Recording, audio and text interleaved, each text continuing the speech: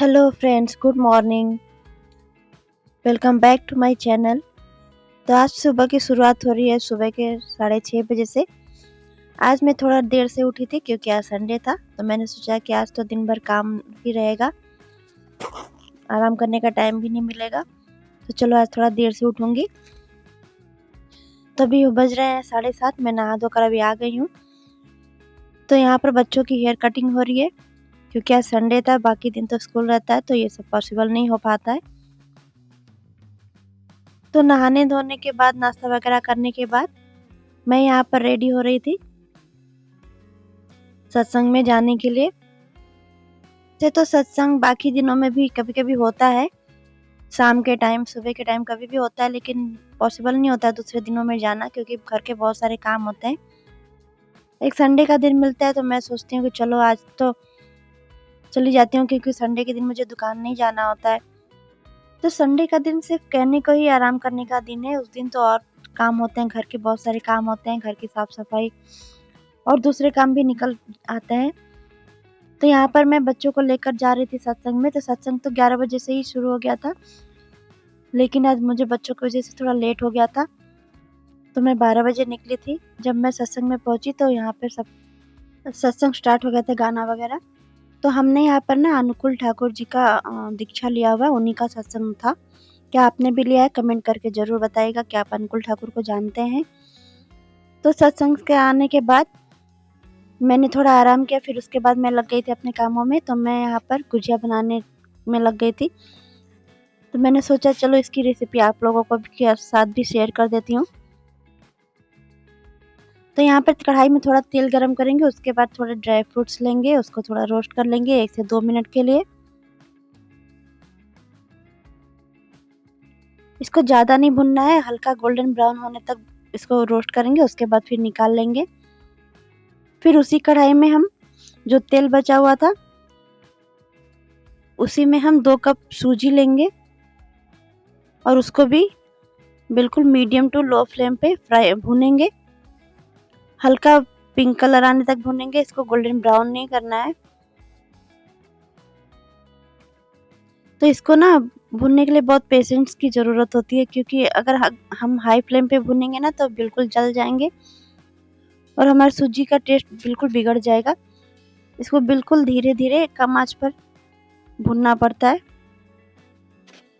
तो हमारे यहाँ ना, हमारे यूपी में ना होली की शुरुआत गुजिया से ही होती है। सबके घरों में गुजिया बनती है, सभी एक दूसरे के घर जाते हैं, गुजिया बनाने में हेल्प करते हैं एक दूसरे की। तो एक भी घर ऐसा नहीं होता है जहाँ गुजिया ना बने, सबके घरों में गुजिया बनती है। तो इसे बनाने में थोड़ा टाइम और मेहनत तो लगता है, लेकिन जब आप इसे खाएंगे ना तो आपकी सारी मेहनत भूल जाएंगे आप, इतना ज़्यादा टेस्टी होता है ये। तो फ्रेंड्स, सबसे पहले आप मेरी वीडियो कहाँ से देख रहे हैं मुझे कमेंट करके ज़रूर बताइएगा। क्या आप भी यूपी के हैं? और अगर आप मेरे चैनल पे पहली बार आए हैं तो प्लीज़ चैनल को सब्सक्राइब कर दीजिएगा, वीडियो को साथ में लाइक भी कर दीजिएगा।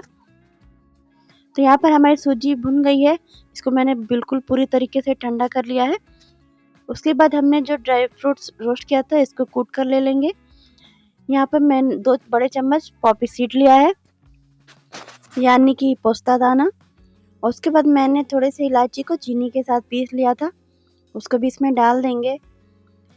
उसके बाद मैंने यहाँ पे चीनी का भूरा बनाया था, आप चाहे तो चीनी भी पीस कर ले सकते हैं। इसको भी 2 कप हमने लिया है। चीनी के भूरे से ना टेस्ट इसका बहुत ही अच्छा आता है।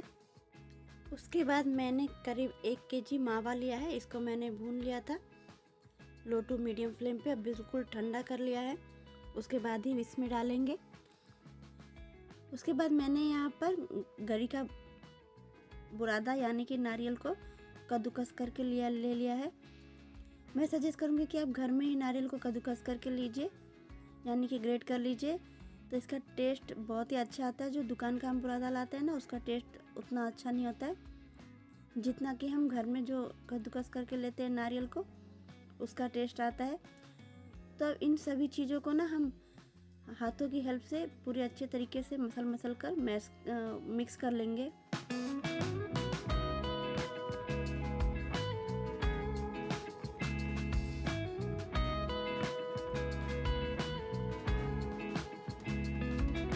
सभी चीज़ें अच्छे से मिक्स हो गई हैं, मिश्रण तो हमारा तैयार है।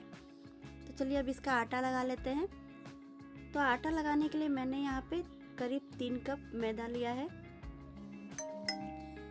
तो मैदे में ना सबसे पहले हम मोयन डालेंगे। तो यहाँ पे मैंने 1 कप घी लिया है, इसको हल्का से पिघला लिया है। अब इसको इसमें डालेंगे और अच्छे से हाथों की हेल्प से मैश कर लेंगे।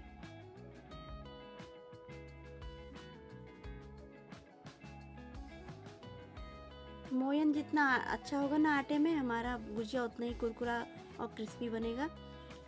तो हम एक लड्डू बनाकर देख लेते हैं। अगर लड्डू हमारा अच्छे से बन रहा है तो यानी कि हमारा मोयन बिल्कुल सही है। तो अब इसको पानी डालकर हम एक सॉफ्ट डो तैयार करेंगे।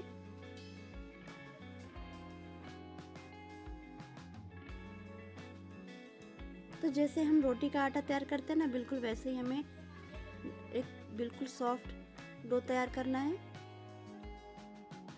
तो आप देख सकते हैं हमारा डो तैयार है। अब हम कॉटन का कोई कपड़ा लेंगे या रुमाल लेंगे, उसको पानी से भिगाकर हम आटे को ढक देंगे। तो यहाँ पर हमारा आटा भी तैयार है, हमारा मिक्सचर भी तैयार है। तो चलिए मैं दिखा देती हूँ आपको इसको कैसे बनाना है। तो सबसे पहले हम एक छोटा सा लोई लेंगे जो रोटी की लोई से थोड़ी सी छोटी होती है, और इसको सबसे पहले हम बेल लेंगे।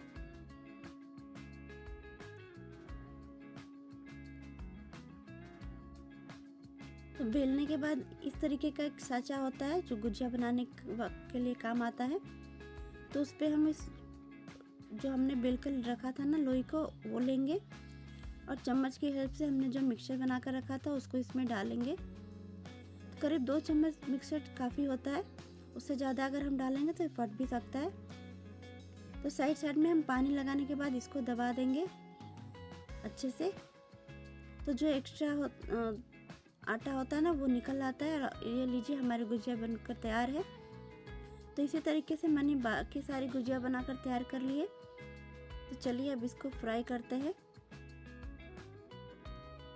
तो फ्राई करने के लिए सबसे पहले हम कढ़ाई लेंगे और कढ़ाई को गर्म कर लेंगे। फिर उसमें ढेर सारा तेल डाल देंगे, क्योंकि यहाँ पर हमें शैलो फ्राई नहीं करना है, डीप फ्राई करना है। तो तेल हमें थोड़ी ज़्यादा मात्रा में लगती है। तो जब तेल हमारी अच्छे से गर्म हो जाएगी तो गैस का फ्लेम हमें मीडियम टू लो रखना है, क्योंकि हाई फ्लेम पे अगर हम इसे तलेंगे ना तो फिर ये ऊपर से जल जाएंगे और अंदर से कच्चे रह जाएंगे। तो इसलिए आप गैस का फ्लेम मीडियम टू लो ही रखिएगा।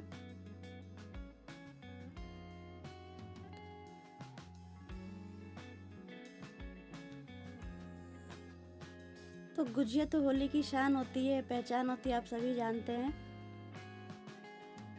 सभी के घरों में गुजिया, बिना गुजिया की होली मनती ही नहीं है।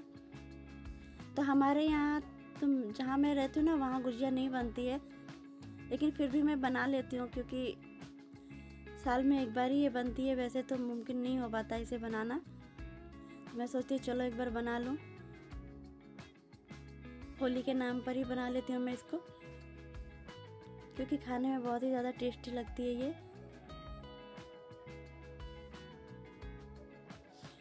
तो जब ये एक साइड से गोल्डन हो जाएगी ना, फिर हम पलटकर इसको दूसरे साइड से भी फ्राई कर लेंगे। इसको हमें ज़्यादा डार्क ब्राउन नहीं करना है। गोल्डन होने के बाद इसको हम निकाल लेंगे।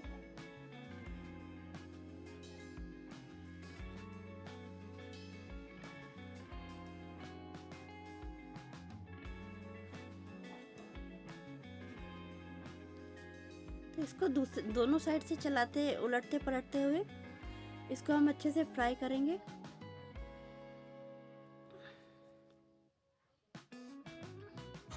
तो आप देख सकते हैं बिल्कुल प्यारा कलर आया है गुजिया में, बिल्कुल गोल्डन हो चुका है अब ये। तो इसको हम निकाल लेंगे।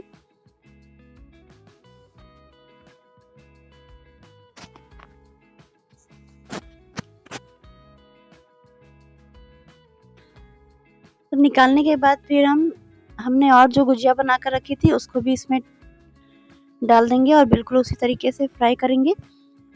तो मैंने कुछ अलग शेप भी बना कर रखे थे, उसको भी मैंने अच्छे से फ्राई कर लिया।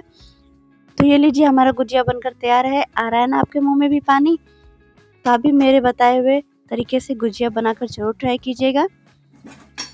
तो मैंने यहाँ पे सोचा कि कुछ चलो इसी समय कुछ नमकीन भी बना लेती हूँ, क्योंकि हमारे यहाँ तो होली में बहुत सारे आइटम बनाए जाते हैं, लेकिन उतना पॉसिबल नहीं है मेरे लिए, क्योंकि मुझे सारे काम खुद ही करने पड़ते हैं। तो इसी में मुझे 3-4 घंटे लग गए थे बनाने में। फिर ये सब बनाने के बाद फिर मैं आ गई थी कपड़े प्रेस करने के लिए, क्योंकि आज कपड़े भी बहुत सारे निकले थे, क्योंकि संडे के दिन कपड़े भी बहुत निकल जाते हैं धोने के लिए। फिर इन्हें धोकर प्रेस भी करना होता है। तो यहाँ पे बच्चों के ड्रेस वगैरह थे। फिर इनको प्रेस करने के बाद मैं चली जाऊंगी खाना बनाने के लिए, क्योंकि अभी लगभग रात के 8 बजने वाले हैं। तो यहाँ पर खाना वाना खाने के बाद मेरे हस्बैंड और मेरे बच्चे क्रिकेट मैच देख रहे थे, जिसमें इंडिया की जीत हुई वेस्ट इंडीज के खिलाफ। ये बहुत ही बड़ी खुशी की बात है। तो चलिए आज का व्लॉग मैं यहीं एंड करती हूँ। व्लॉग अगर पसंद आया हो तो प्लीज़ लाइक और चैनल को सब्सक्राइब कर दीजिएगा। तो मिलते हैं एक और नए व्लॉग में, तब तक के लिए बाय बाय, राधे राधे।